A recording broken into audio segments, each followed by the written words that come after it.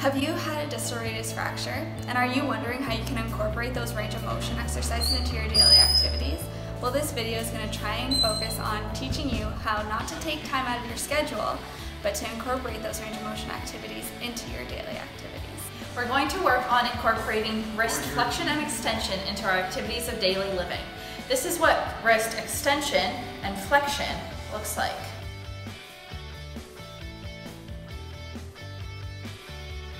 One way our patient can work on wrist flexion and extension is by wringing out a towel, focusing on the motion that is happening at the wrist.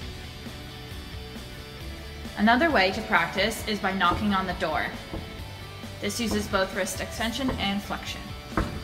Another way to work on wrist extension is by pushing a door open. To work on incorporating forearm pronation and supination into our activities of daily living. This is what pronation and supination look like.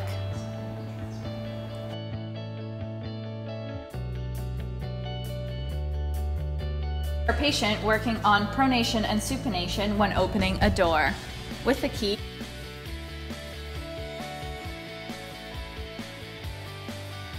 or just at the knob.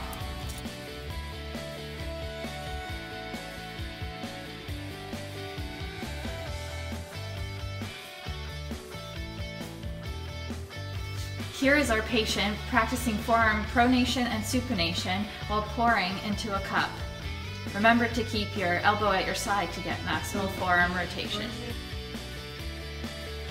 Another way to practice pronation and supination is when washing the dishes and flipping the plate over.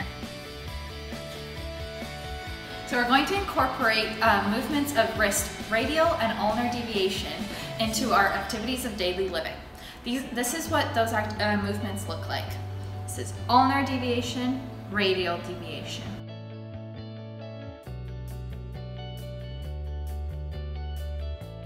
To practice radial and ulnar deviation at home, you can do this while cutting vegetables with a knife. Another way to practice ulnar and radial deviation is by opening and closing a bottle. Try to keep your elbow in at the side to maximize motion at the wrist. Next, you can do the same movement while opening and closing a tap.